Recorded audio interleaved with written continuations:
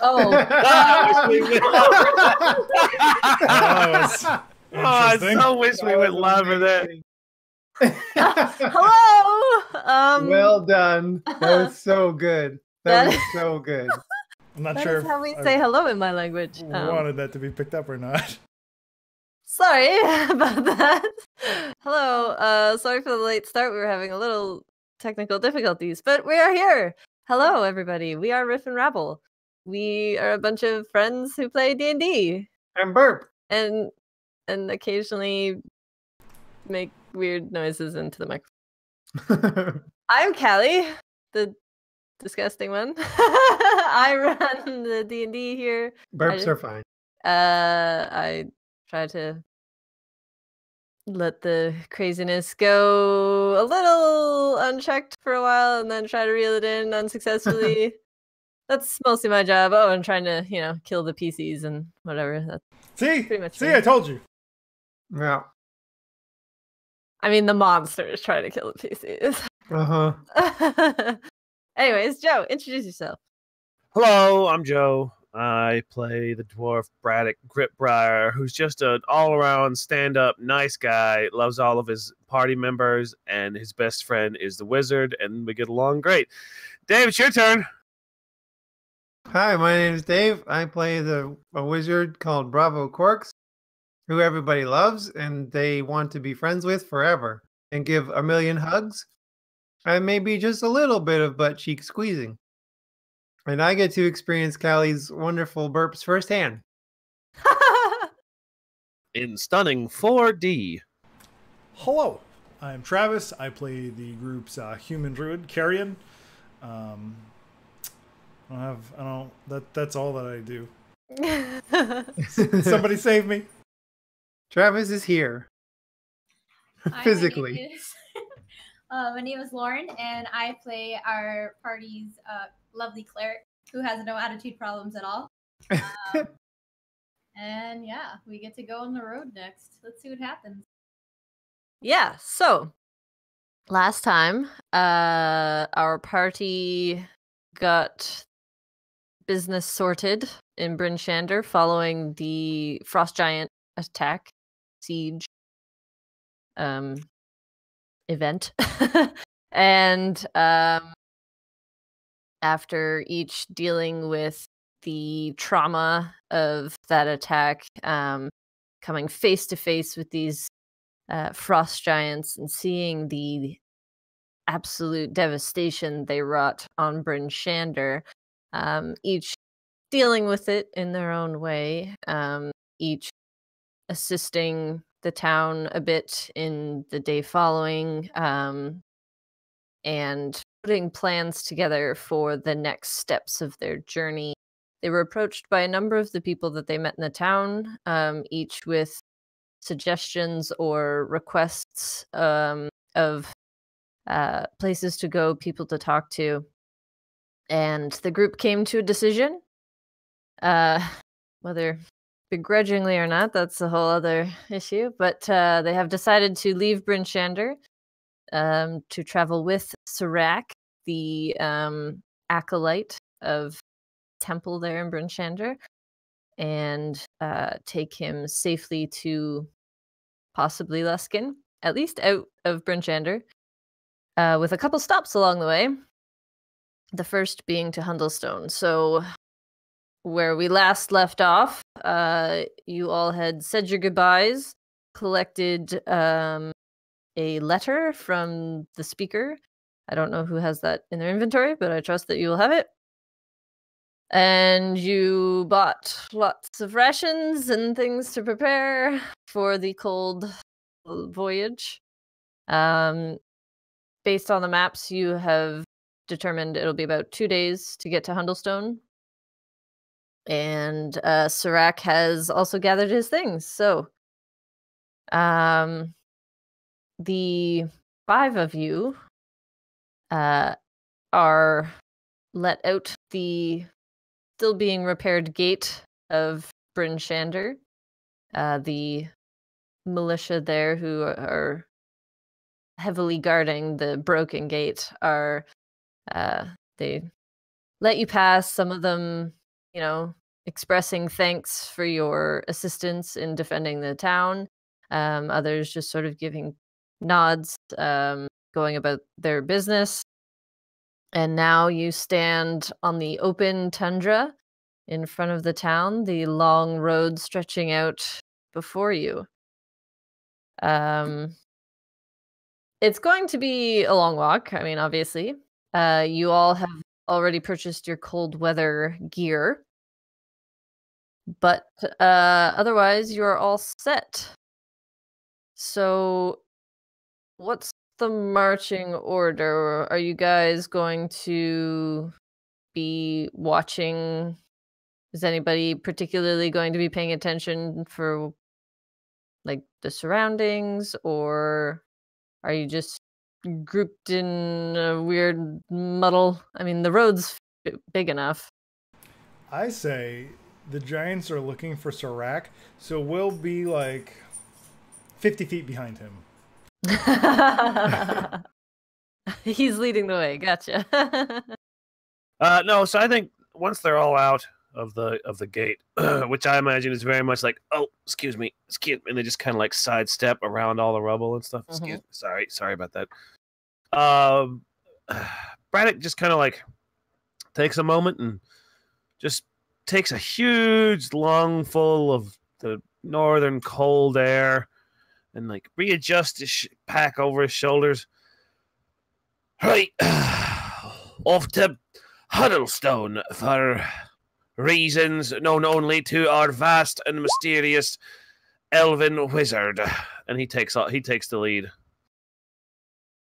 Well, actually, I don't really know exactly why we're going there, but yes, we are on our way there. Yes. So, keeping his back to the rest of the party, Braddock holds up a finger. So then, for the record, no one knows why we're going to Huddlestone. Bravo. Where is it? Humble Bottom. Carrion, where is it? Yes, Bravo. It's just along the road. It's not a problem. Even if he doesn't know why we're going, it's along the way. Fair enough. And Braddock's in the lead again. Well, stayed in the lead. He's still in armor. I would imagine so. The road out of 10 Towns is quite dangerous. Everyone would have advised you to wear armor and all of your warm gear. Serac is also wearing sort of a goofy, tired old hat, keep his head warm. Otherwise, he's pretty bundled up. He's got a big pack on like the rest of you, and he's just sort of walking along, watching you guys interact, and is sort of curious as to these interactions. But otherwise, he seems interested in talking with North. He sort of sidles up next to her, and I couldn't help but notice the symbol that you wear. Is that the symbol of your god? She probably has just been a little brain dumb, just like trying to focus, but a little hard to focus. So Serac talking to her probably pulled her out of it. And she would touch it and then kind of look back to him. Yes, it is. I am a follower of Sylvanas. Nature, trees, nothing like this. Oh, yeah, I imagine this is pretty different terrain from what you're used to. Do you travel a lot?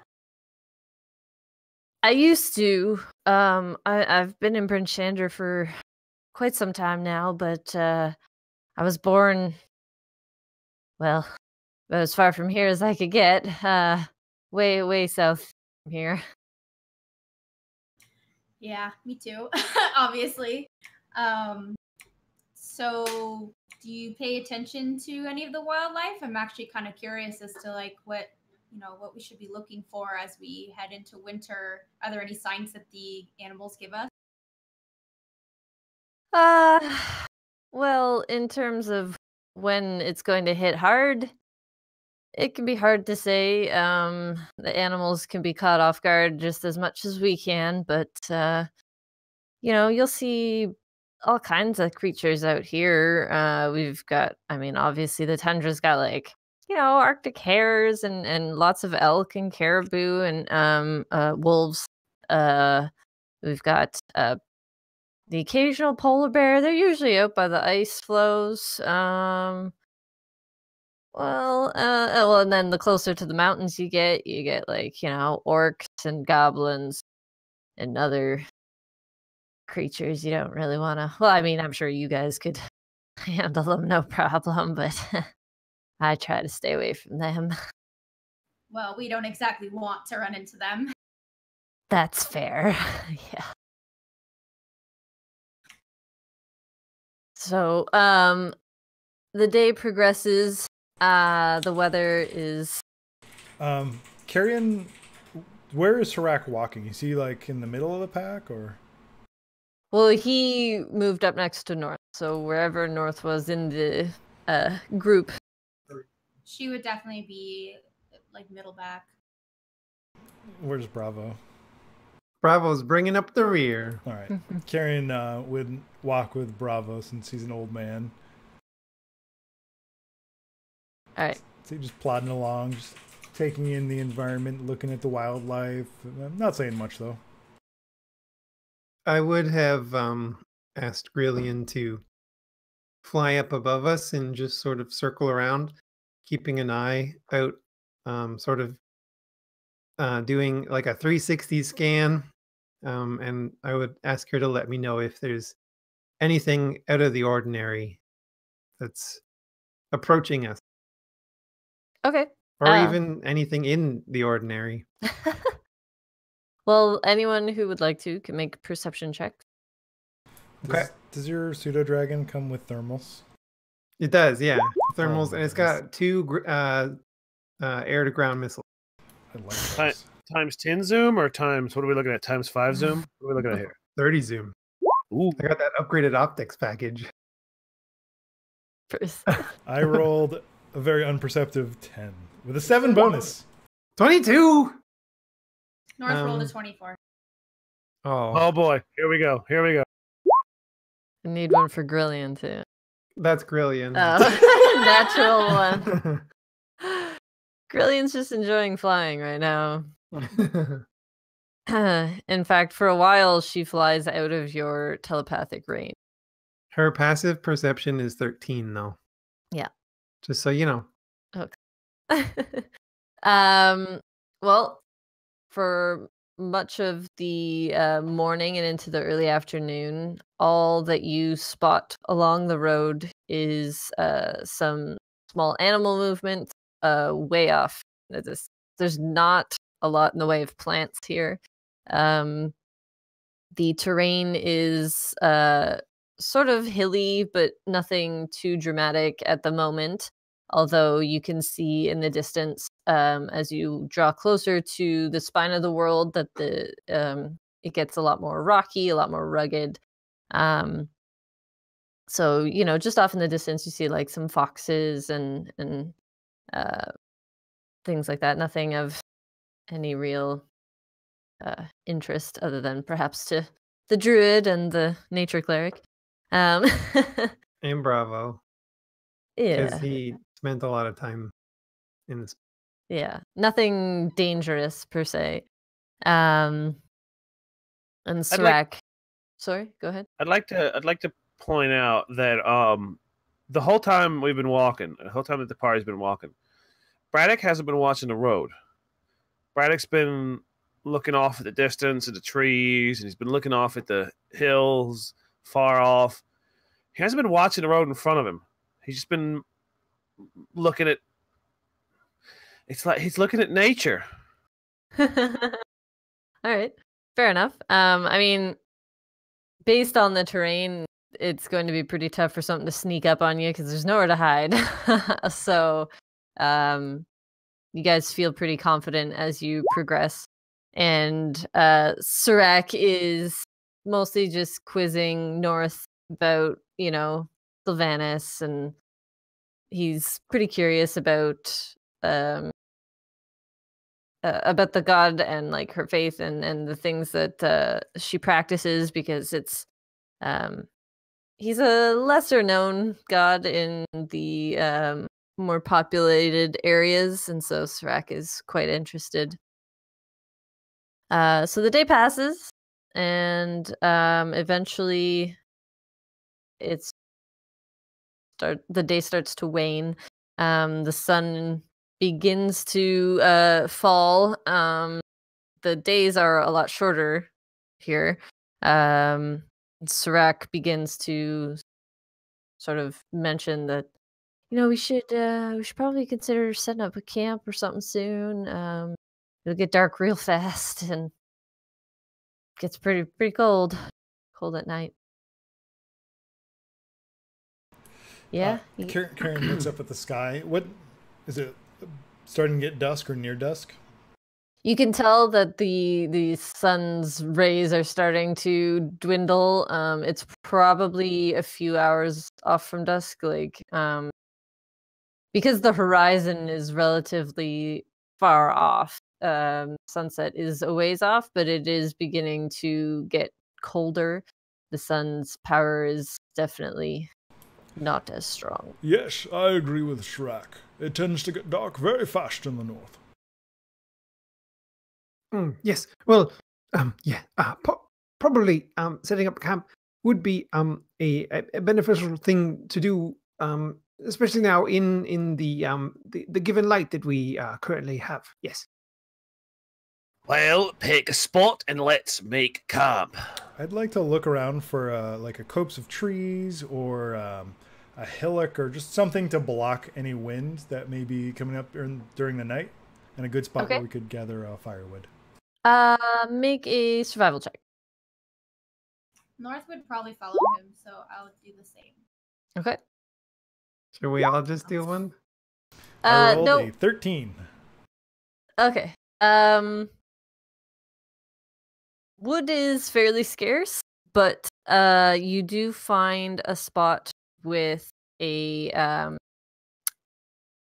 like some shrubs, rocks, like big clumps of snow that you could probably set up camp behind or around as a wind block type thing. In fact, I'll just show you where you guys are. I have a question. We're ignoring the material sections of spells if they don't have a cost, right? Yeah, I mean, you're still using them. I just assume that you have been able to collect them in your travels. Okay. I would like to stand just sort of in any old spot. Mm-hmm. Yes. Well, here's a good spot. Yes. Bravo, I have to disagree with you. I'm assuming he's just like stopped on the path. Yeah. If you look, the wind's blowing from this way during the night. The wind will pick up. It will be very hard to maintain a fire. It won't be a very big fire either, and the wind will be very cold. Oh, no. This is a marvelous spot. I think right here is where we should camp for the night. Yes. He kind of just like folds his legs and sits down. Bravo. Yes. Hello. Are you going to cast the house again? I didn't cast it before.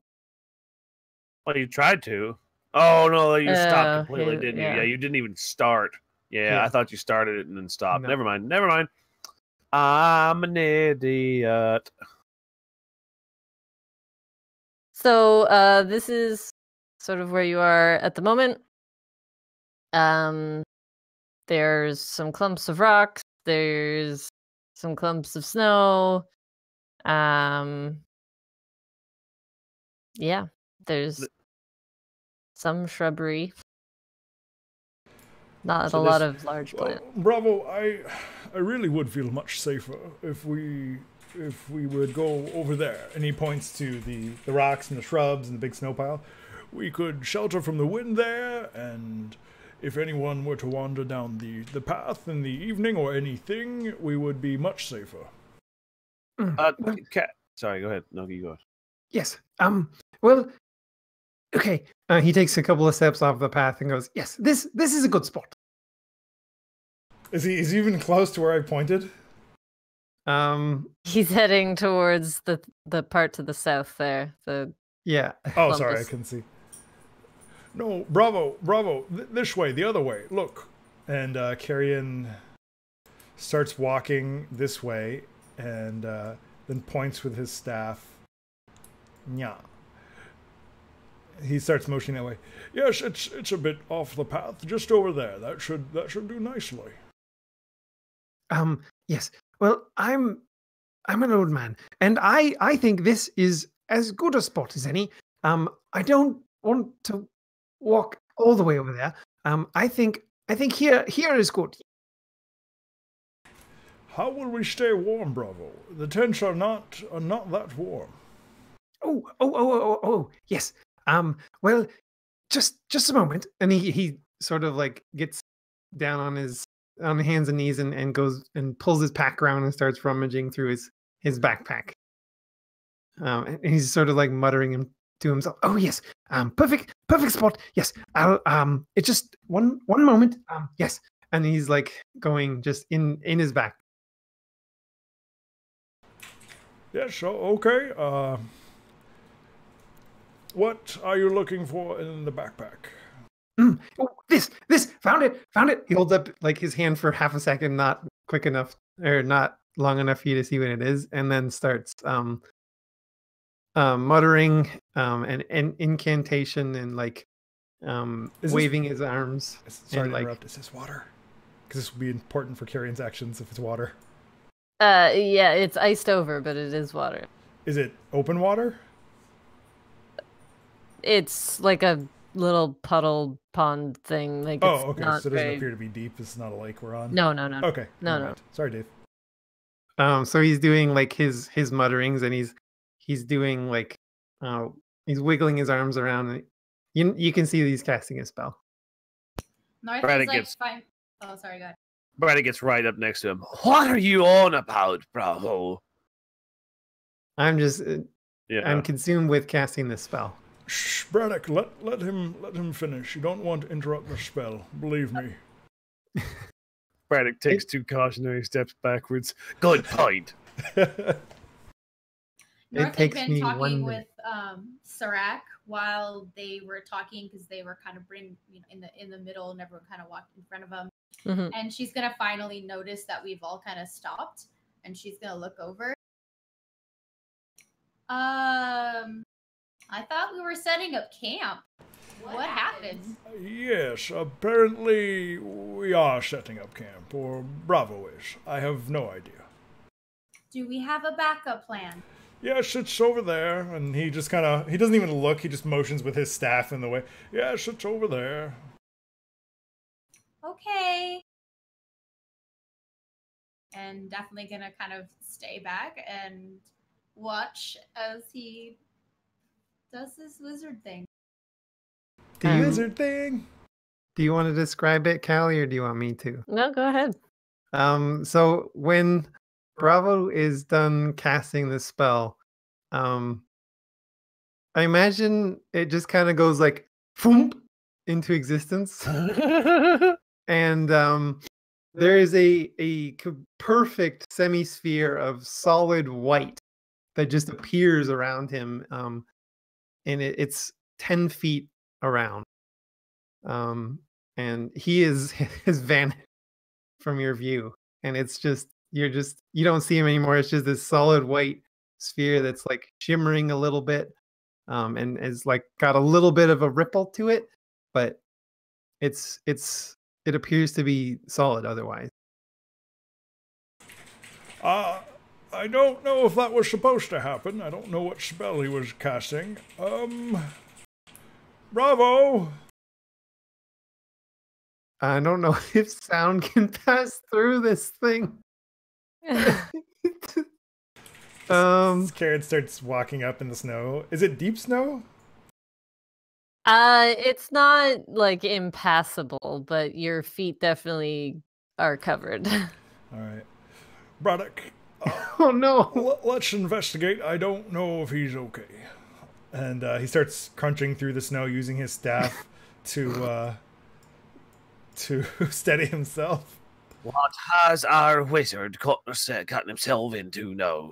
This Braddock, he came out? No, hold on. It wasn't around me.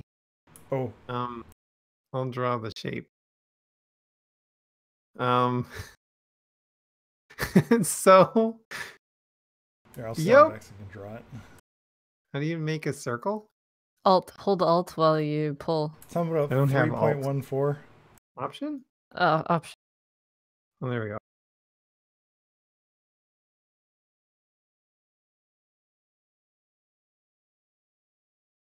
Oops. I'm all out of liquids. This is terrible. Okay. Yeah. Oops. I can't move it now. Yeah, I can't move them either.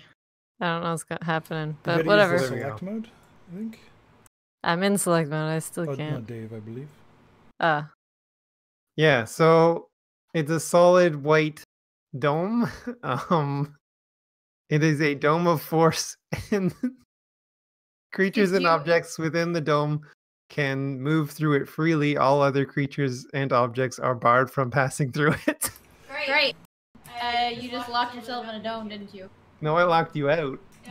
So Figured. Carrion steps up to the dome with his staff, and he kind of pokes it with the end of his staff. What Yeah, Braddock- happens?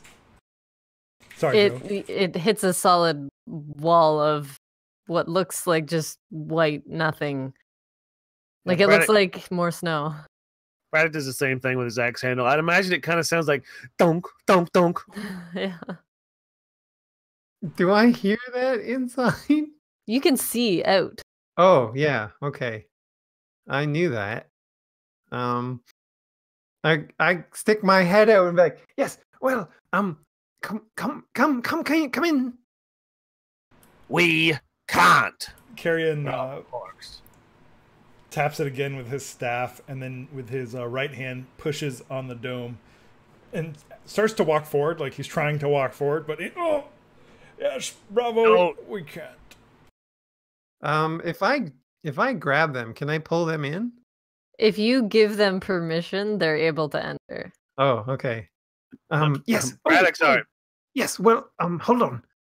Braddock's Sorry. already on his heels. Let's go. He's locked himself in there, and he's working on setting his own camp up over here. Yes. My head's still poked out. Yes. Well, hold on. One second. I poke my head back in for like half a second, and poke my head out. Okay. Yes. Well, it should work. You should be able to come in now. Yes. Carrion hasn't like released his weight from his hand because he's walking forward. And oh yes, bravo! And he catches himself with his staff. Oh, that is a spell. It's only 10 foot by 10 foot, right? But it says it can fit 9 creatures of medium size. Oh, okay. Standing or laying? Yeah. How? Like squished together? Does it Yeah, another it dimension? must That doesn't be sound comfortable at standing. all. I mean, It's gonna be cozy. it's a 10 gotta foot be standing. radius. Like 10 laying foot down, you radius, could fit a though. few. So it's 20 feet. It's not 10-foot diameter. Oh, radius. Yeah, you only have it. Is it radius? Oh, you only have it 10 feet wide. Then you might want to. So the Yeah. 4 of us can stand shoulder to shoulder, 2 by 2, and sleep standing up. Well, if it was circumference, then yeah, but radius, it's a bit bigger. Hold on. I don't know how to make this bigger by itself. So, oops. I'm just gonna do a good freehand drawing. We'll be the judge of that. I imagine this is the dome that Bravo would Oops. have created. I tried to just move him. Thank you. Yeah. So does the weather get inside this thing? Like when No. we were in? Okay. No, it's a wall of force, basically. So inside of here is comfortably warm and dry. Oh, this is very handy. And we can see out? Yep. Yeah. Wow. This is incredibly nice. Yes. Yes, I found how to do this in one of the books I was reading. I'm totally making this up. It wasn't in the book, but I got it from Leveling Up. But yes, yes, the farmers on their fields, the big fields, would often use something like this so that they could remain dry while working on gardens and tools that they didn't want to get wet. North's gonna attempt to walk through the dome. Oh my goodness, he has a face. Yep. So I forgot Serac. Yeah. Sorry. It's yeah, you can all walk through it now that he's given you permission. I don't know if he gave everyone permission. He could have been very selective. He could Okay. He could have. Everyone but North. North has a very much reason to be excluded from this safe warm dome. Okay. How long does this last, Bravo? Should we bother setting up tents? No, it will last as long as we need it. For the rest of the night. How long is approximately? Because remember, you don't sleep as long as we do. Oh, well, what time is it now, Callie? It's probably approaching like 5 o'clock in the evening. Well, just because the sun goes down early, right? So it's getting dark. Dave, does it only last for an hour? Probably 8. Yes. Well, would Bravo know what time it is? Yeah. Yes. Well, this will last until about, let's say, 1 in the morning. Braddock just rolls his eyes very heavily, sighs really big, and then starts setting up his tent inside the dome. It should give us enough time to get a full 4 hours rest. That's all that we need. That's all that you need. Yes. Yes, I like to sleep and need to sleep for much longer. Oh, yes. I forgot humans were lazier and needed much more recuperation time. Tip of the iceberg, I think. You set up a giant tent? Yep. Braddock was setting up a tent, so I put a tent in there. It's huge. Yeah, now it's extra toasty. How many people can fit in the tent? It'll be snug, but you could all fit in there. Okay. Well, let's just look at it this way. We could all be freezing. In a few short hours, we will all be freezing. Well, you're welcome to share my tent with me. 8 to be exact.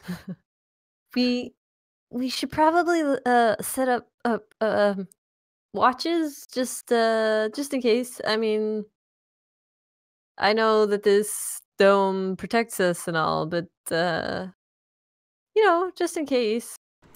Oh no need. No one can get in, and I made it white, so it practically blends in. Yes, I hate to break it to you, but it does not blend in. It's nearly invisible from the outside.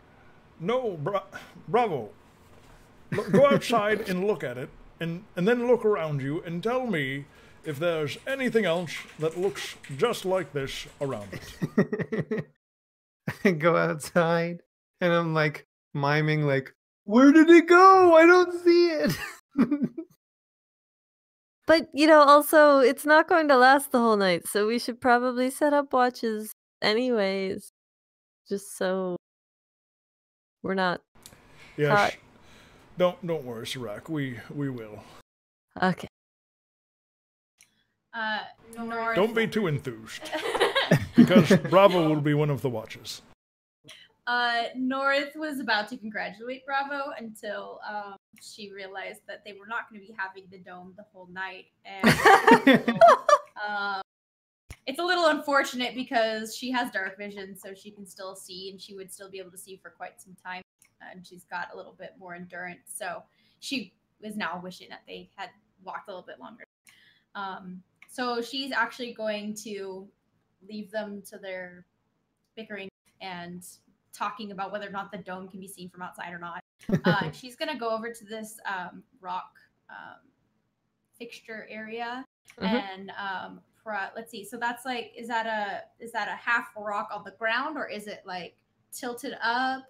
So the ones that are gray with white on top are like boulders, just capped with snow. The ones that are all white are just enormous snow blocks. Like snow and ice kind of combined into big old massive. But it's pretty sturdy. It's not something that's just gonna like. Oh yeah, no, they're solid. Okay. So she's gonna definitely walk over there, and start poking around to see if it would be somewhat wise to maybe set up in the middle, for when the dome gives out, because she does not want to share a tent with everybody. Like over here, you mean? Yeah. All right. Yeah. It's fairly snug. You would definitely be sheltered from the wind, but you're exposed. There's not enough room to set up like a tent or anything. Do the wind shift really often, or? It's fairly regular out here, just because it's very open. There's not a lot affecting the direction of it other than the ocean off at the coast, and that's a ways off, so fairly regular. So, okay. She's going to then nix that area in the middle and maybe see. So I need the same amount as that tent. Is my tent as well? The tents will be 2 by 3. Big, yep. I mean, if you just have like a single person or 2-person tent, it would be a bit smaller, but you'd still need space for it. Oh, you know what? I don't even have a tent. I just have a bedroll. There you go. Braddock pops his head out of the sphere as North leaves. North, what are you doing? Looking for an alternative. I don't exactly want to share that small tent with you guys. You would rather freeze than stay in here with us. I'm not going to freeze. No? No. You can survive out here with naught but a bedroll and your own hide against the cold. I mean, maybe. Swallow a modicum of your own pride and come and share the warmth of this passable structure with us. Here, come and have the tent and I'll sleep on the ground outside the tent in the circle. And you're going to be the one that's going to be able to survive out here with a bedroll. No, I mean in the spell, but outside the tent. You can have the tent. You can have a spot in the tent. But when the spell ends... Hopefully I'll be awake by then. If not, I'm pretty sure the cold will wake me up toot sweet. Just swallow your pride and come back inside. I will in a bit. And she's just going to continue walking around to see what she can see, because she can still, I mean, she's got dark vision. She can see things. About the water situation, how much do we use a day? I believe you go through like a single water skin a day. And then we eat half a pound or 1 pound per day as well. 1 pound fresh. Okay. Yep. So say like a pound for dinner, a pound for breakfast. Or a half pound. Half. So one ration lasts 2 days. Okay. In that case, how long were they walking? You left in the morning, so you've been walking pretty well all day. We did eat breakfast, so I don't eat half a ration. So is anyone else out of water? I know I'm running quite low. I'm gonna go find some more. And by find, I mean I'm just going to go scoop up some snow and melt it. North will silently. Oh wait, she's not in there. Never mind. Yes. I was quite thirsty. I seem to have drank all of my water. Yes. Braddock shakes his from where he's now laying on his side inside the tent. Mine's a bit low as well, if you wouldn't mind. He's laying on his side. Absolutely. And so Carrion would go outside and let's see. Sorry, just looking something up. Don't mind.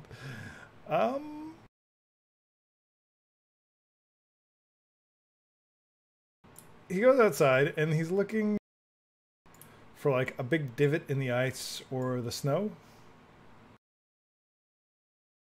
Well, I mean, the water-looking bits, it's iced over. You would have to break through the ice. No, like a big divot, like a bowl or a basin. Oh.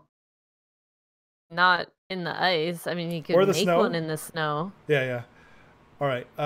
So he goes out and finds some like suitably deep snow and begins just kind of mushing it down with his staff in the center and then kind of stamping on it and then kind of patting it into quite a large basin. Mm-hmm. And when it's reasonably hard, the snow is reasonably hard from being packed, he takes a step back. Hello, Bravo. I didn't see you there. Yes. Well, I wanted to help. I thank you. Give me one moment, and he casts Create Water in the basin he's created. So he creates 10 gallons. Holy moly! Okay, maybe not 10 gallons. 10 gallons. That is a lot of water. He just creates enough to fill the basin, which would be more than enough to fill all their water skins. Yeah. I just realized it says up to 10 gallons, not needs to be. It's a lot. I mean, you can fill it and then drink your fill and then fill the water skin. I mean, that's fine. He floods the land. Yeah, so he does that. Wait, I just realized what create food and water was. So when you create a water, that's basically like when we all take showers and we all pretend we have the superpower where the water comes off our pinky. That's what Carrion just did. He just water pinkied into Asia. Yep, he is Poseidon. No, he didn't do that at all. You know what he did? You raised a good point. I didn't describe the spell at all. So he takes a step back from it, but still reasonably close. And it's not a very hard spell. So he mutters an incantation, and then he points his staff kind of down at it, and from the tip of his staff, water begins pouring out. Not his pinky. Oh, wonderful! You'll have to teach me how to do that. I suppose I could try. I don't know that. I don't think it would harm anything to try. Could you write it down in my spell book? Let me see. Nope. Can you do transmutation I don't think you can. magic? No. Druidic magic is much different than the wizardly magics.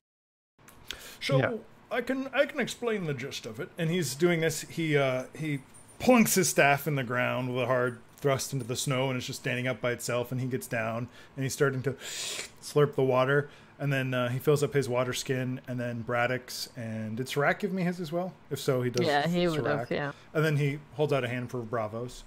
And then while he's doing that, he kind of explains, so you're channeling the bits of nature around you to create this, to transmute this. You're using the moisture in the air and the ground to create this water.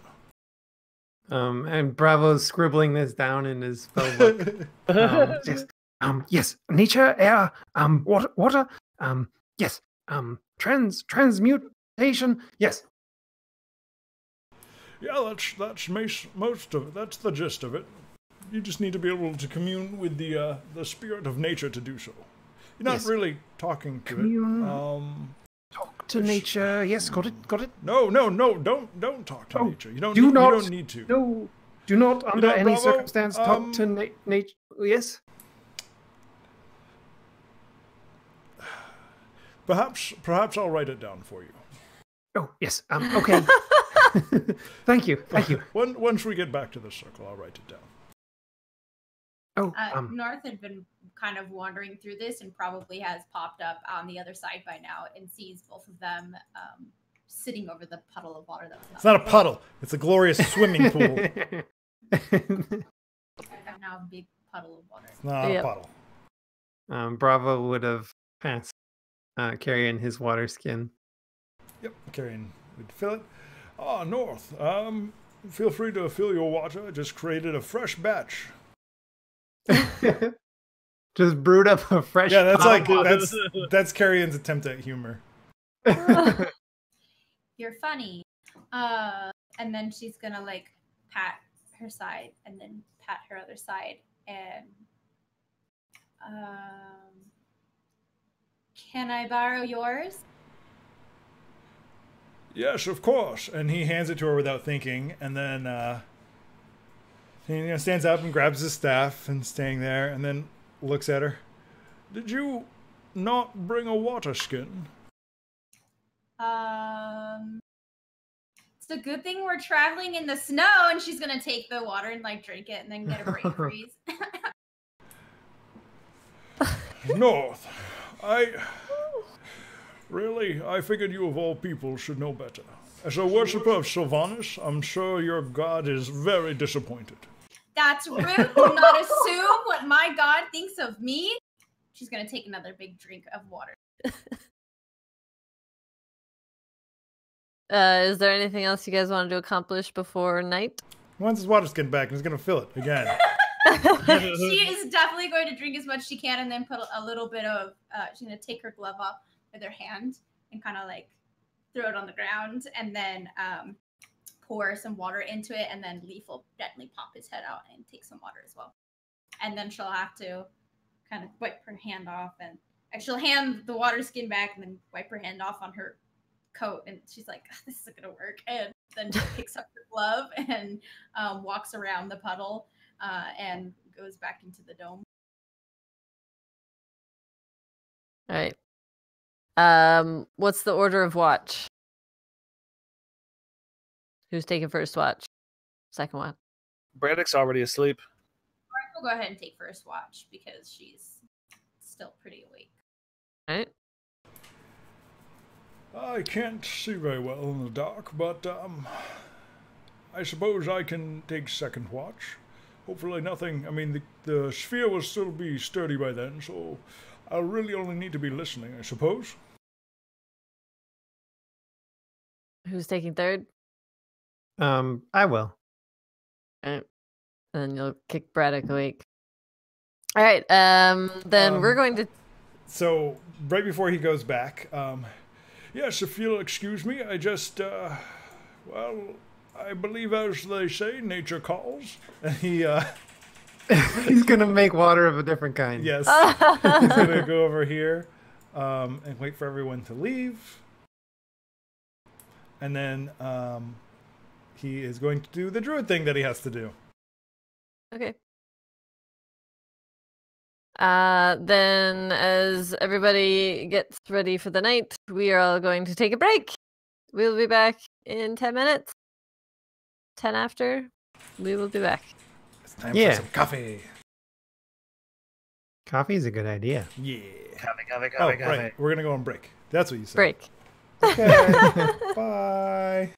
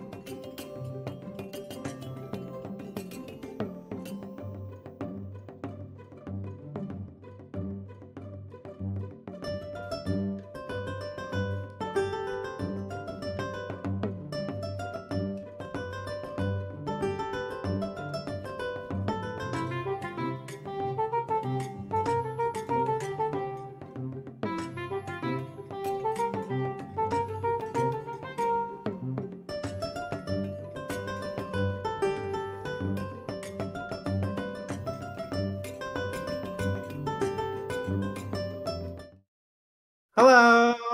Oh, welcome back. Welcome back. Thank you for Have sticking with coffee. us. And Caffey, cookies. caffey, caffey. Oh Cookies. boy. Homemade sugar cookies 2 weeks ago. Oh, mail them to us. They're 2 weeks old already. I don't think you want them. Oh, They're a bit hard, but they're great with coffee. they get better with age, like a fine wine. Like Oh. mac and cheese. I Alright. don't know if I'd eat 2-week-old mac and cheese. I I would. don't know if you could. Moving on. So, as night falls, you all will be returning to the dome, I assume. The Thunderdome. Thunderdome. Oh my god. So I'm gonna just put y'all back in there. I go. Alright. So I forget who said they were taking first watch. North. Alright. Make your perception check. While I just I have second watch. That's the scissors. shabam. Jeepers. North rolled a 14. So disappointing, but there I did it. All right. So, as your watch goes, you don't see any movement. The weather, like the wind continues to blow. The snow sort of drifts with the wind a bit, but your magic dome keeps the wind out and keeps the snow from getting in, so you guys are nice and toasty in there. Your watch passes uneventfully. I believe Carrion was next. See. Yep. All right, make your perception check. Let me look for it. Hang on. Yeah, I have perception. That's good. I rolled a 22 with a +7. Uh, Reverse. so, you. Sorry. Your watch also passes uneventfully. It's very dark here compared to like cities and in the south. There's the stars are, very visible. They're the constellations are very clear, but they're not casting the same kind of light that you would expect. It's just, it seems just so vast and empty here, but you don't see any movement. Carrion would have been right at home and just so happy just to be Yeah. laying out there, just looking up at the stars. Everything's nice and quiet. Ish. I'm assuming someone snores. Yes. Probably. Bravo Corks, you're the third shift, I believe. Yes, ma'am. Make your perception. Pachow, 24. Get dunked on. All right. So, you also notice the very clear constellations. The wind howls a bit now and then as it picks up and dies down. But partway into your watch, you start to hear something. It doesn't seem very close, but you also can't quite see anything. It seems to be beyond your range of dark vision. Something seems to be moving about outside. How close? It's hard to tell with as open as the tundra is and with the wind blowing. The sound seems to carry a lot further than you're used to. It's a little difficult to tell distance. It does seem to be coming somewhere from the north of you, on the north side of the road maybe, but it's hard to pinpoint exactly. Is it within 60 feet? No, you cannot see it. I said it's outside of your dark vision range. Okay.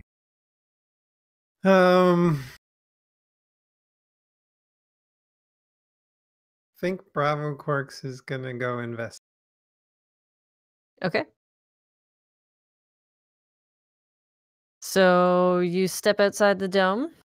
But hold on, I'm gonna tell Grillian to stay back at camp, Okay. back inside the dome, and I'll tell her with my brain, wait here. If you hear anything strange or like I'm doing this all with my brain head. Mhm.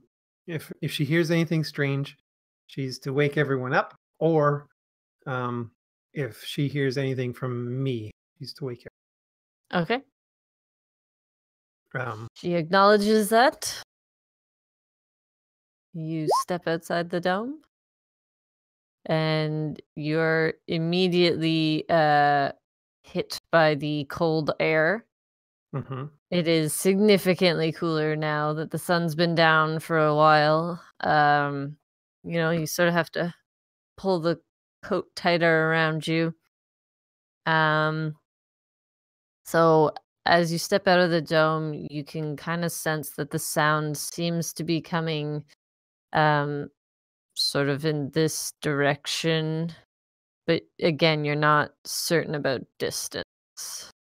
All right, I'm gonna walk slowly, very quietly, in that direction, sort of seeing if I can squint and see it, or listen really carefully and hear it. All right. As you walk, are you going to stealth? Yeah, sure, let's do that.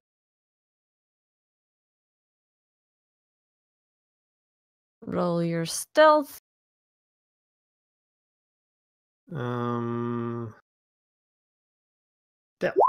12. All right. So you begin to walk slowly in the direction of the sounds, and as you go, you hear sort of like the snow crunching.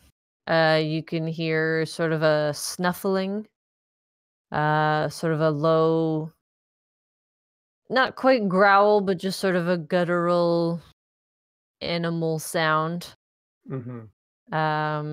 And then you hear cracking of ice.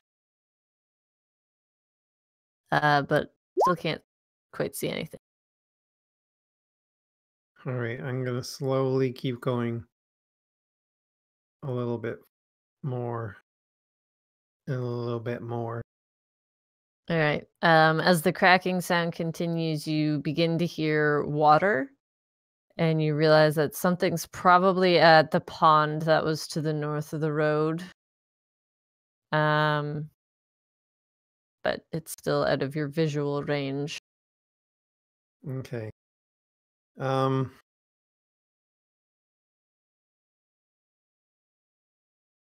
going to cast hold on, I just need to see how far away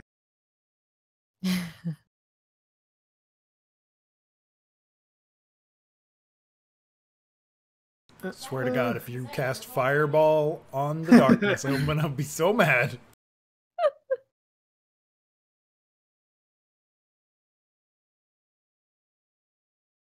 Oh, it's touch. Okay. Never mind. I'm not going to do it yet. Wait. Are there any rocks In that direction? like on the road? Can I head back to the road, and is there any rocks on the road? How big a rock are you wanting? Like a small one that I can pick up. Like a pebble? Yeah. Yeah, for sure. All right, I'm going to pick up a pebble and cast light on it in the palm of my hand with my fist closed. Okay.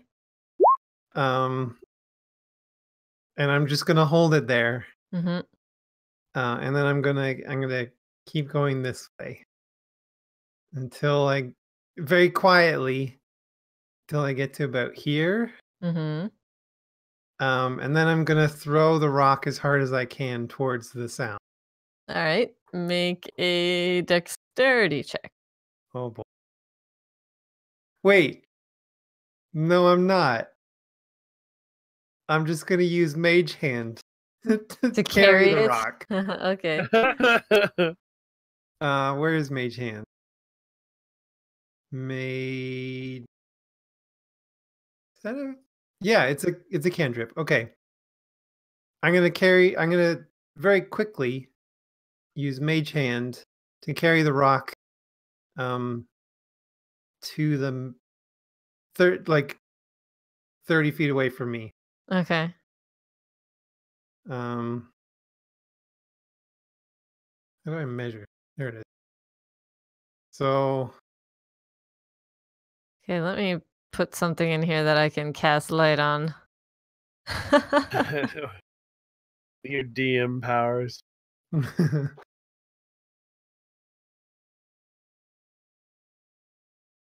that work? Oh, okay. People can see this. Okay, so 30 feet is where? 30 feet. All right. That's what you can see so far. Riff and Rabble can't see the light. Hang on. I think it can because I'm looking at it on stream. I can see it, but Riff and Rabble can't. Riff and Rabble hasn't even seen the rock move. Oh, weird. Move your Bravo token. It sees the Bravo token moving. It sees the rock moving now. There we go. Now it's moving. Yeah. Okay.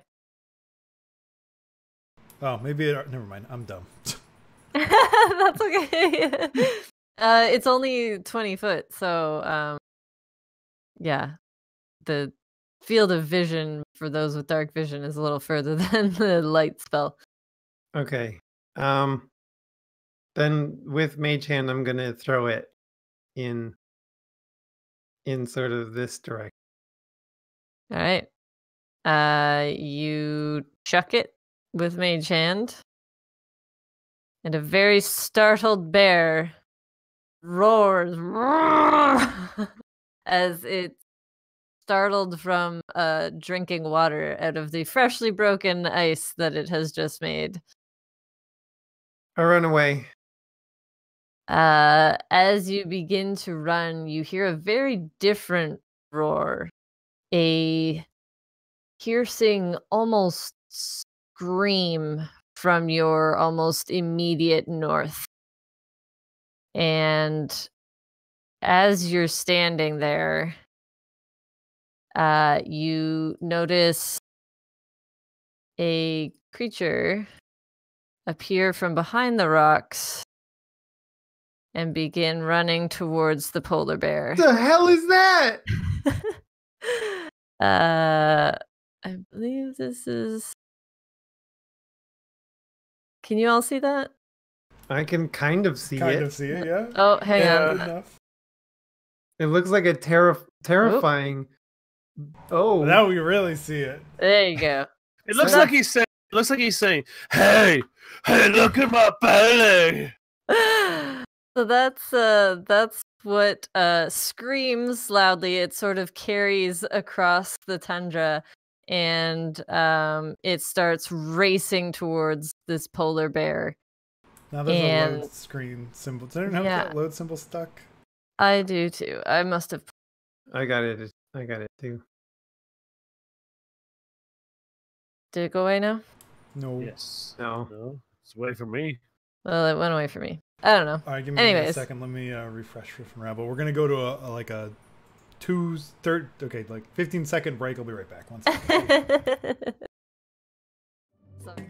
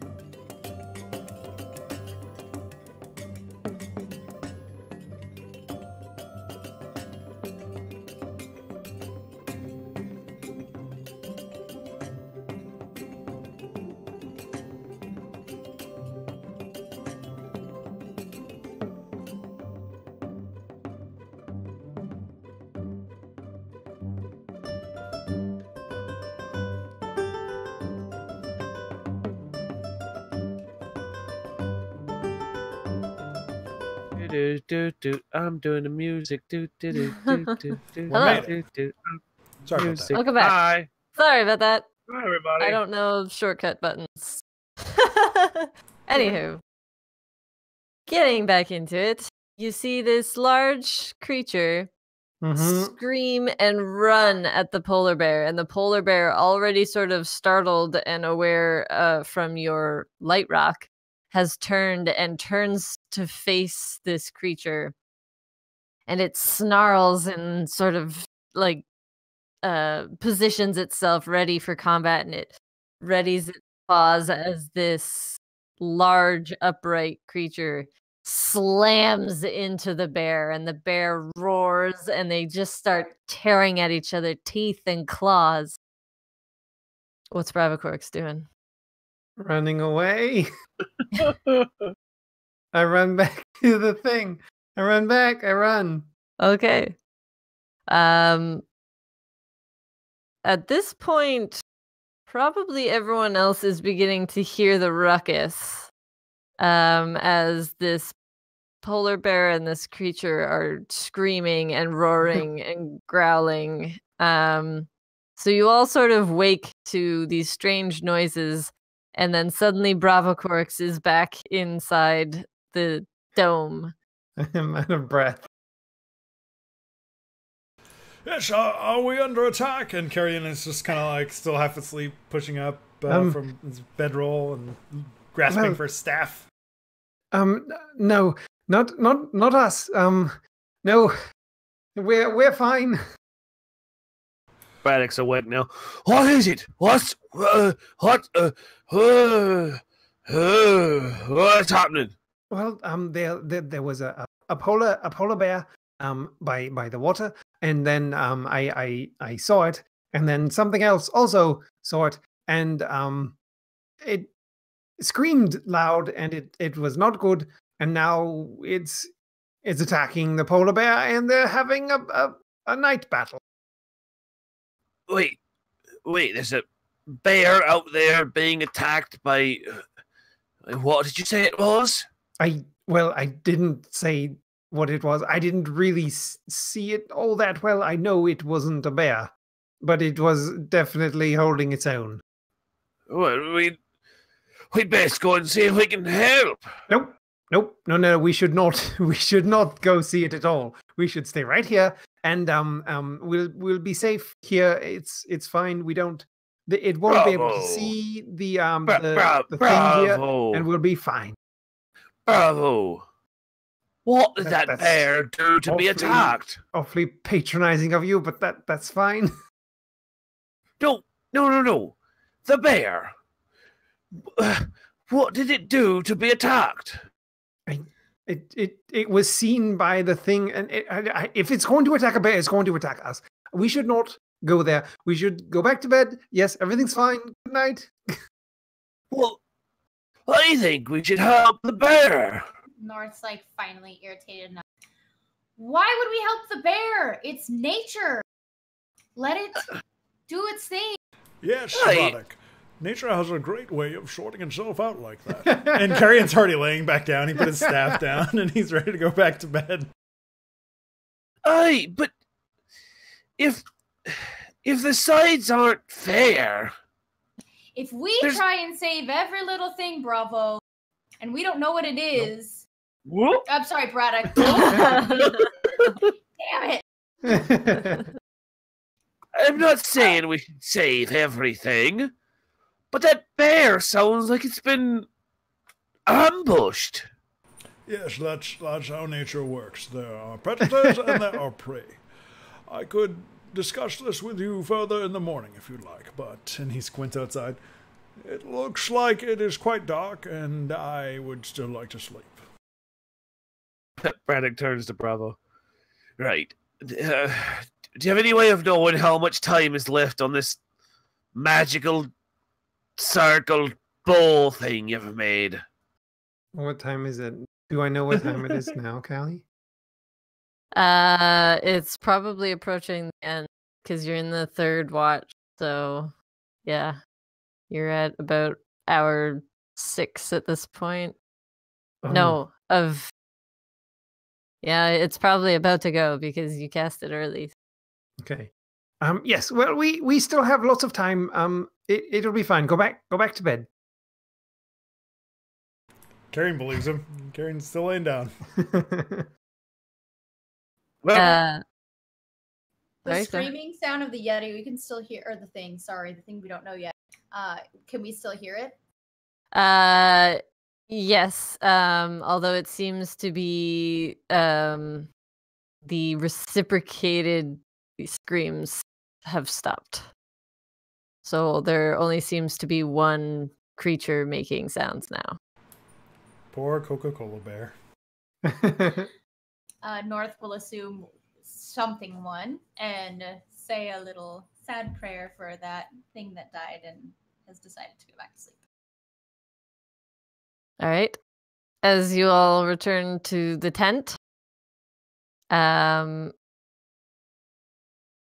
there is a slight rumble outside, and then the sort of triumphant screams from one of these creatures turns into angry roars.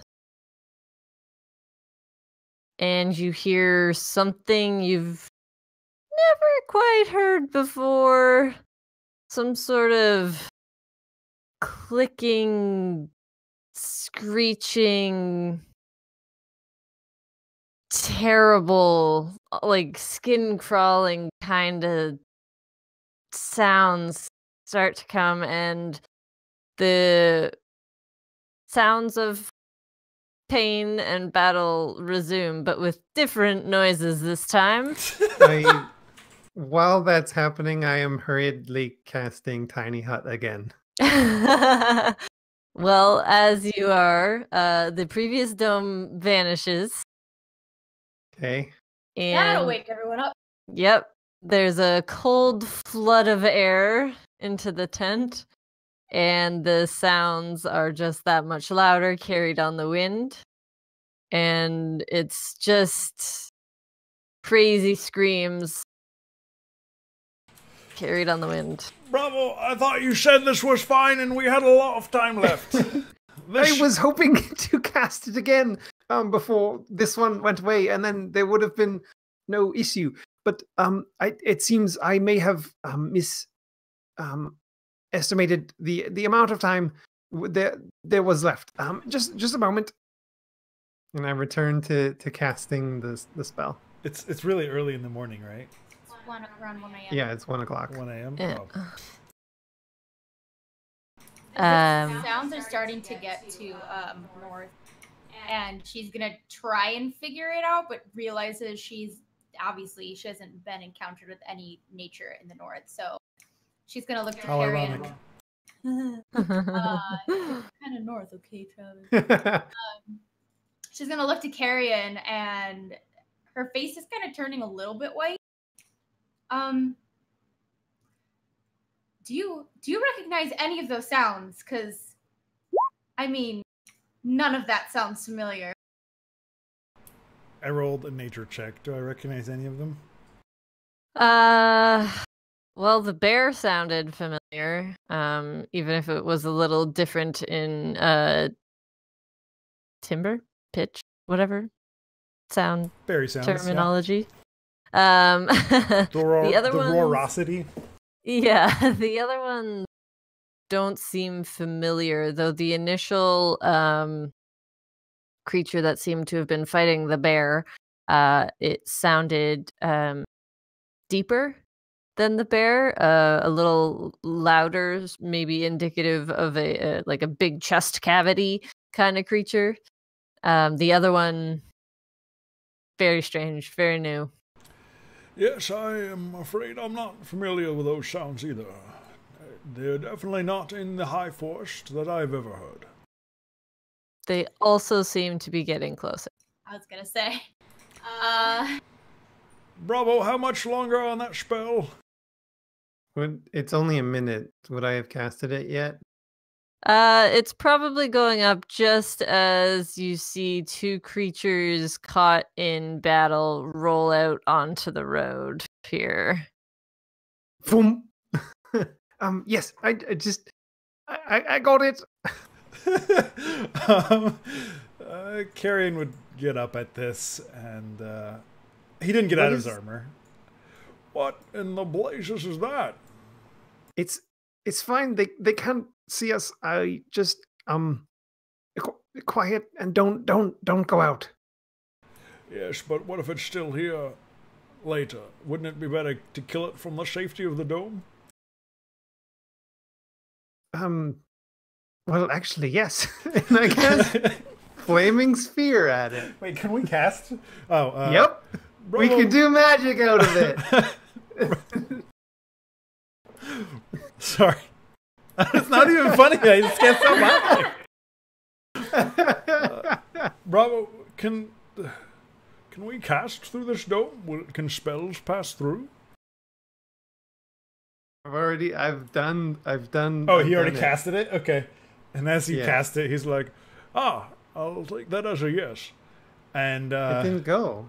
No, you have to push it again. I did it again. Well, if you guys are gonna fight, then why don't we just roll initiative? And do we get a surprise round? Oh, yeah, you do. Did it go in, or is that someone else's? No, yours still hasn't gone. North roll 17. I rolled an 8. Hey, it's Braddock and Carrion, the people who never want to fight on time. It's not working.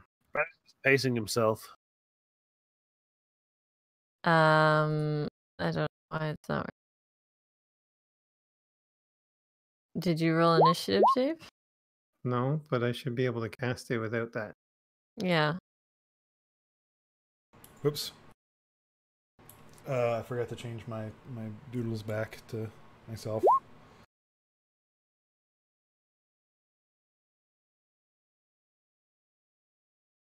You know what? I just better re-roll everything because I didn't have my name selected. Seems That's not how that works. What were you? I did it now. Oh, okay. Oh, there it is. Okay. That's wrong though. It should be 15, not 11. Strange. Well, just tell me make sure you tell me the real stats and stuff, and I'll do that. So it's a strength save?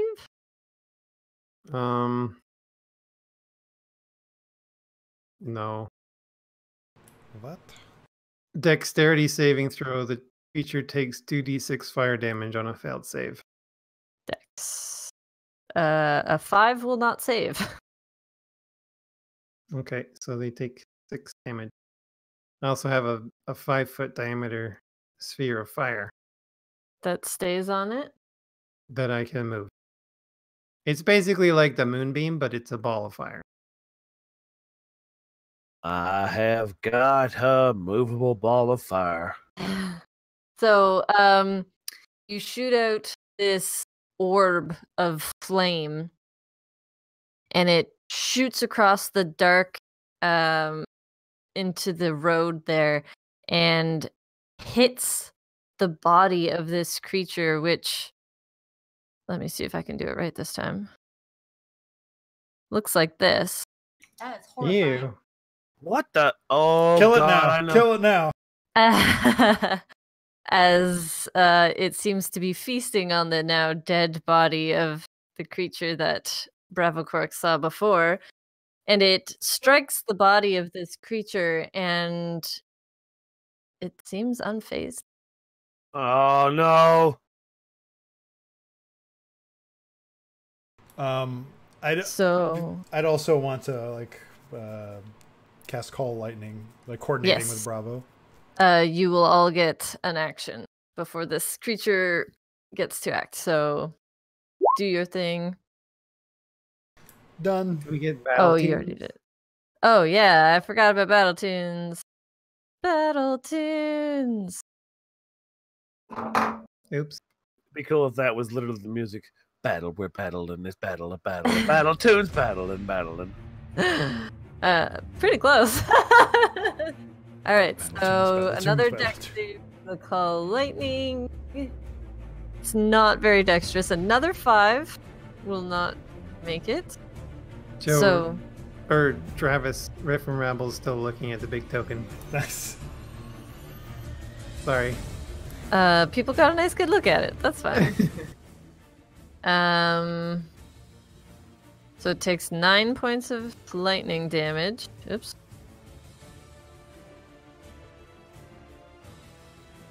And so the sort of storm clouds appear above it, and a bolt of lightning strikes down to the ground, and it zaps this creature, this monster, and it does seem to have an effect, unlike the flaming sphere on it. Another dex save for the Sacred Flame.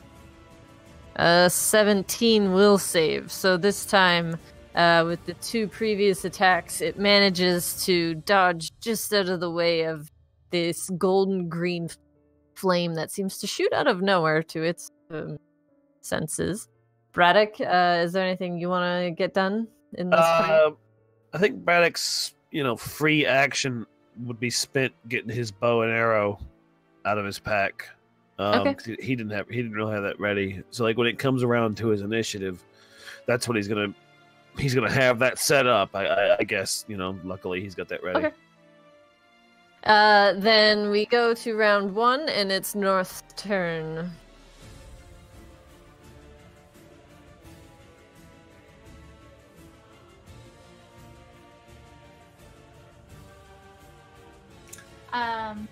Since North doesn't really know what this thing is, she's gonna go ahead and try out a new cantrip that she has learned.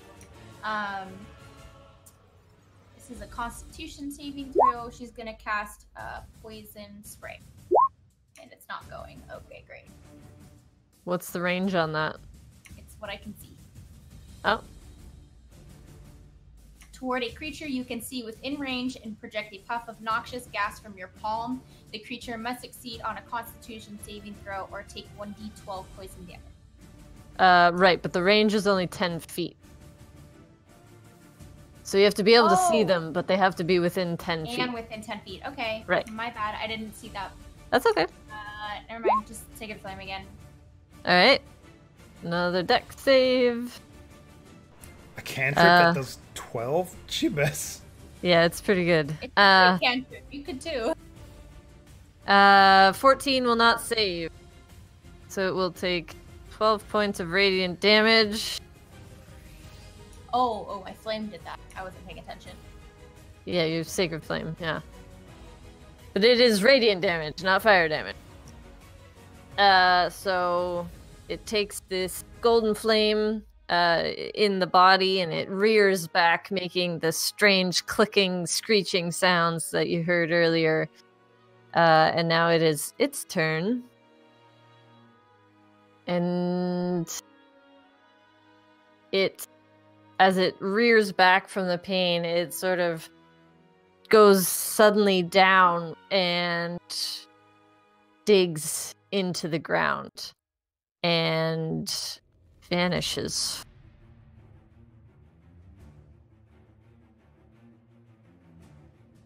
And that's what you see. So, just Rabacork. out of game. Mm-hmm. You know what? No, I'll hold that.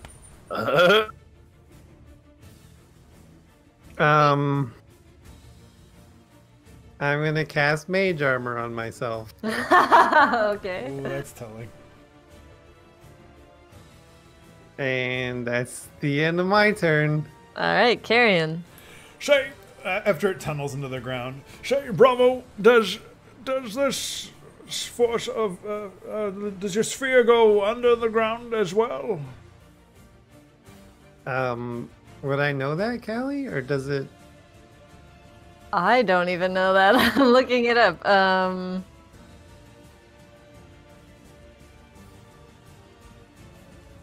Based on the wording of the spell, it is a dome, not a sphere. Okay. Well, I'm not entirely sure, but it's safe. It could be safe to assume that it continues under the ground. I don't know though. Oh, I really hope for our sakes that it does.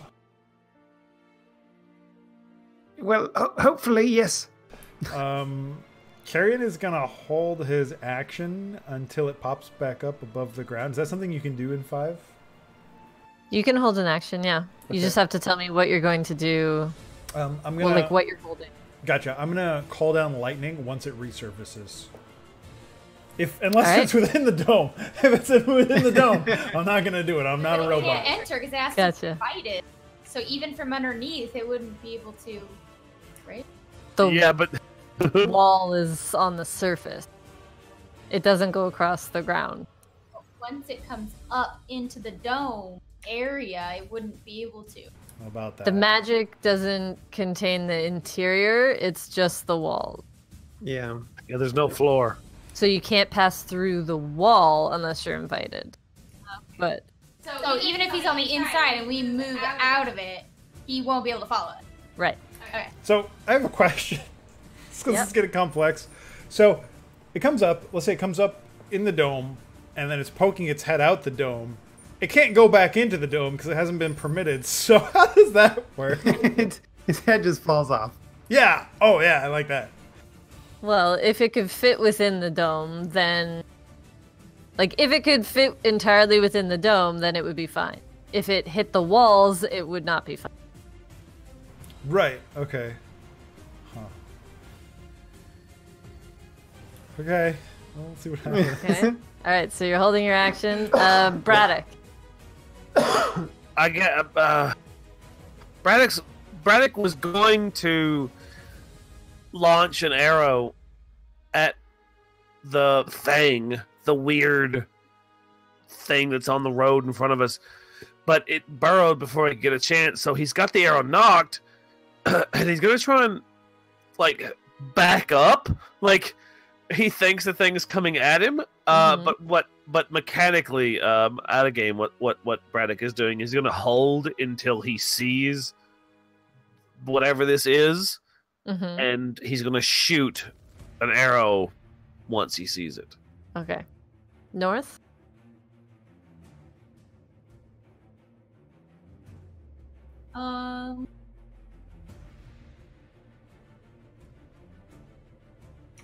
Well, she's definitely going to be like, what just happened? And she can tell that no one else has any idea what's going on or has any sight on this burrowing creature. And she's going to go ahead and use a spell. Oops. Dang it. Sorry.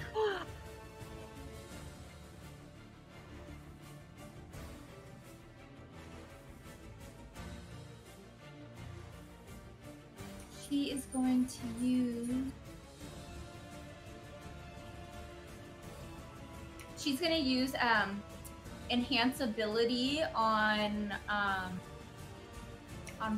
Braddock, and she is going to use Bear's Endurance. So the target has advantage on Constitution checks. It also gains 2d6 temporary hit points, which are lost when the spell ends, and the spell can last up to 1 hour. Sweet. So you have 2 additional hit points. All right. Then it is the creature's turn. So how does the temporary hit points work? So they basically, like if you think of it like layers, you've got your core HP, and then you have temporary HP on top. And if you take damage, it takes from the temporary HP first, and then goes into your core HP. And then if you have lost all your temporary HP and you get healed, you only heal up to your max core HP. You don't regain those temporary ones. So does he just automatically get 12, like the max, or does he have to roll them to see how many points he gets? Or do I roll them to see how many points he gets? The HP the temporary HP comes from you because you cast the spell. So if it's two die, then you roll those die and they will be added onto his. I need to roll those. Okay. Right.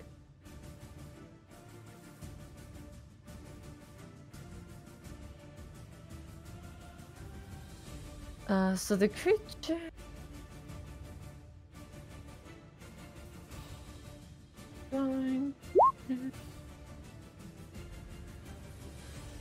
You get 8 points. Sweet. You get 8 temporary hit points. And advantage on Constitution checks. So, you guys sort of feel a brief rumbling under your feet, and then the creature appears right next to the dome. And its full height sort of comes up and over the dome, and all of these tiny feet are just like poking at this dome.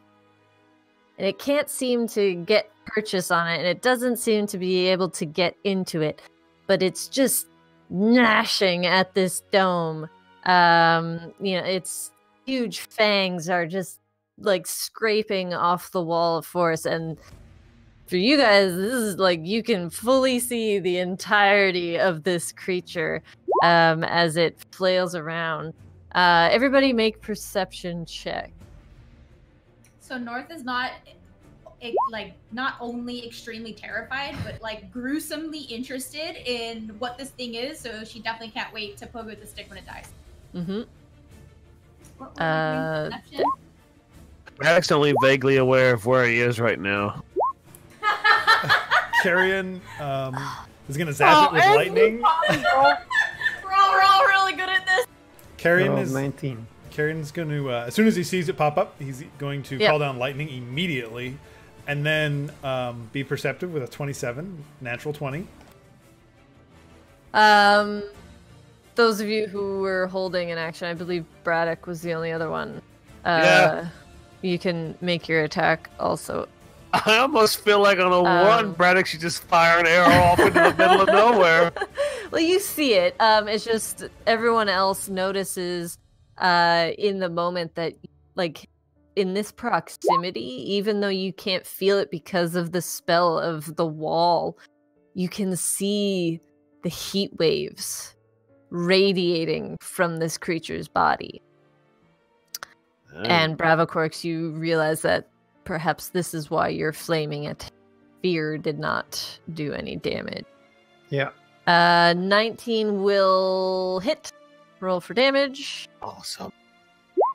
How about a 4? How about 4 damage? You can take 4 damage. And also, Carrion, it did not dodge your thing because apparently I cannot roll higher than a 5. Except for the one time Except for against a cantrip. So... It's fine, no worries. No hard feelings. Yeah, it takes lightning damage, takes an arrow. Bravo Corks, your turn. Bravo will... Sorry, I realized one of my character sheets is not working because there's 2, and that's why when I was clicking stuff, nothing was happening. So now I'm trying to transfer everything over to use it. You have 2 character sheets? Uh-huh. I'm almost afraid to kill this thing, because what comes after this? First it was the bear, that died to the Yeti, and then there's the Yeti, and that died to this thing, and then this dies, and then what? So what I would like to do is... How far away is it? It's about 10 feet from you, I think, or 15 from you. 15. Okay. I'm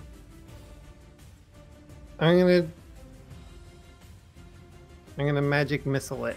Ugh, I don't like that thing. What's not to love? Look at this pretty face. Oh, don't do that. Ah. I'm gonna find you a giant centipede and mail it to you, Callie. So I'm gonna hit it with all 3 of them. All right. At 2nd level. Ooh.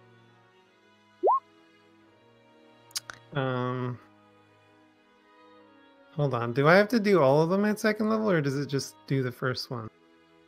You have to roll for each damage. You have it set up for just one dart. So however many of these missiles you get, you have to roll that many for the damage. Okay. Do I have to do it at that level, or is it the same? Well, what does it say? Does it say you get more darts, or does the damage increase?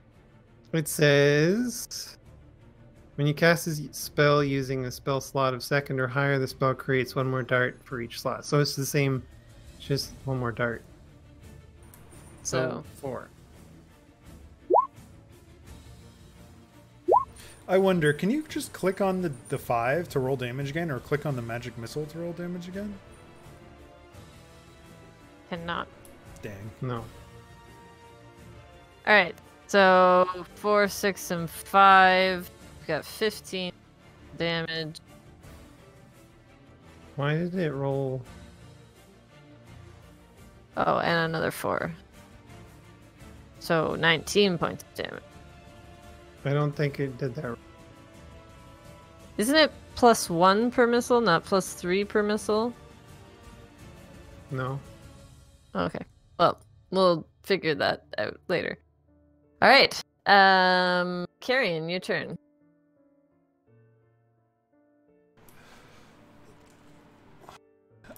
Carrion is gonna kind of recoil in shock.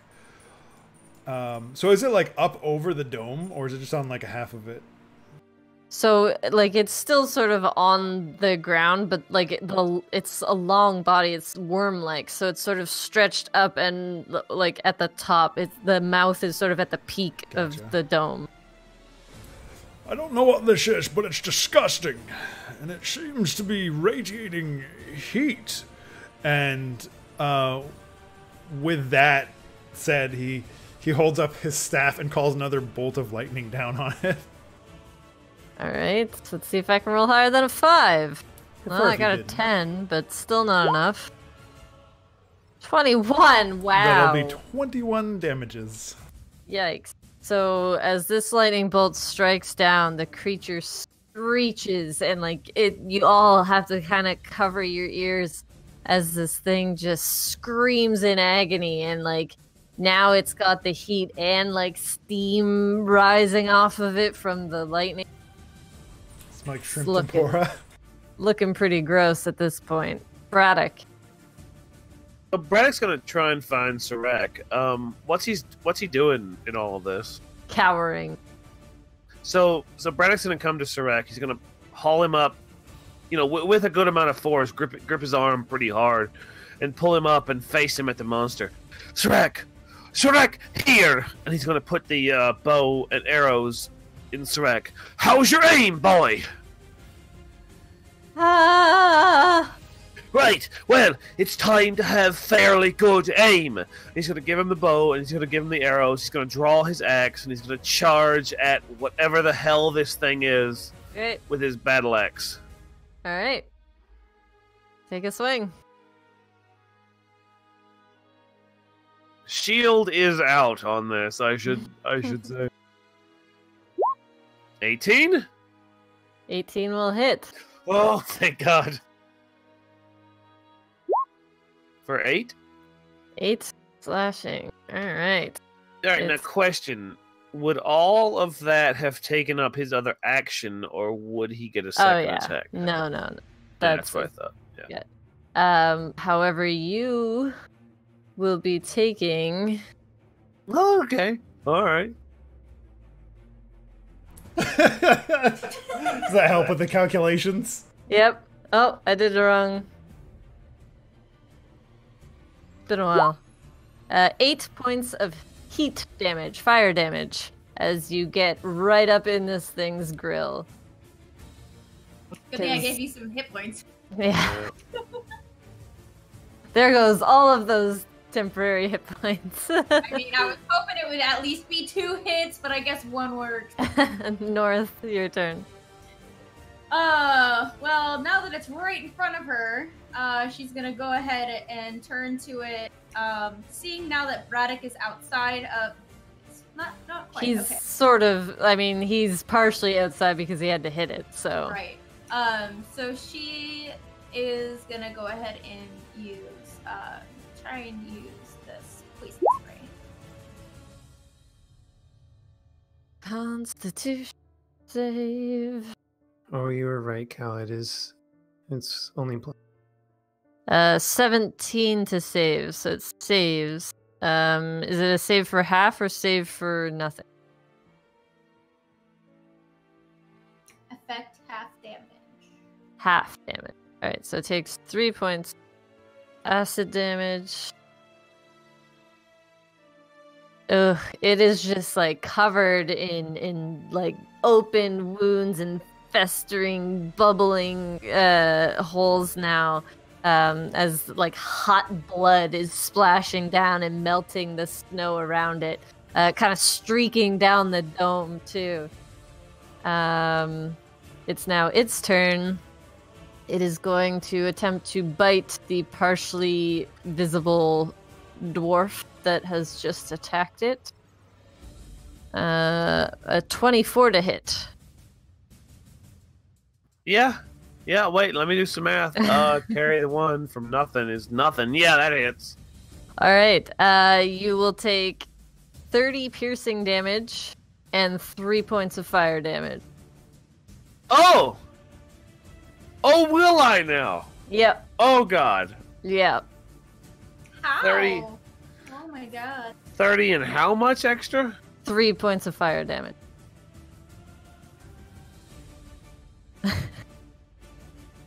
It is now Bravo Corks' turn. Packs a punch. Bravo is going to he's gonna do another magic missile at him, but this time at first level. All right. So he's gonna launch Three three, missiles. and this has the correct plus. Why is it plus? Never mind. Let me just. It's just +1. Okay, Why is it saying +3? that's fine. That's 5 points of damage. Next one.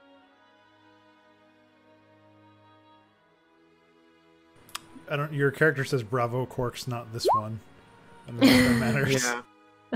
Yeah. That's fine. That's enough.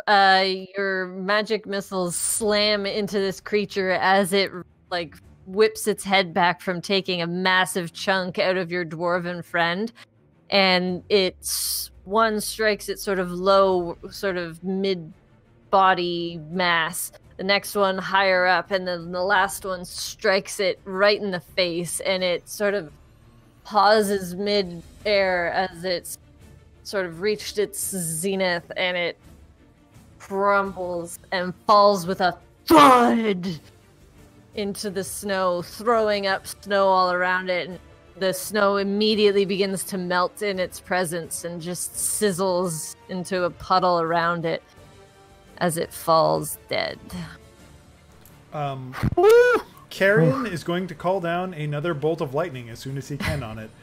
Just to make sure that it's dead. Because, I mean, we know it's dead, but do our characters know it's dead? The sky flashes with the lightning, and the body kind of jerks from the impact, but otherwise just sort of splatters the hot blood around it. And then his shoulders droop, and the storm cloud above him starts to dissipate. Well, what, Shrek? What do you know? What that is? Is that common? Oh, are there more? I haven't seen one, but I've heard stories from the people that come and go out of Bryn Shander. I think it's a Remoraz, but like just a little one. Sorry? Yeah, just like a baby Remoraz. Braddock, holding a massive gaping wound, spins around with fire and fury in his eyes. A baby! You say that a baby did this? And he moves his hand away, showing the massive gaping wound on his chest. I mean, it's probably not freshly hatched, but it's not an adult. But by the stories I've heard, they get pretty big. They're not super common though. They tend to just mostly sleep. They don't have to eat all the time, from what I've heard. Braddock slumps down and takes a knee. Oh, good to know. As he just bleeds over everything.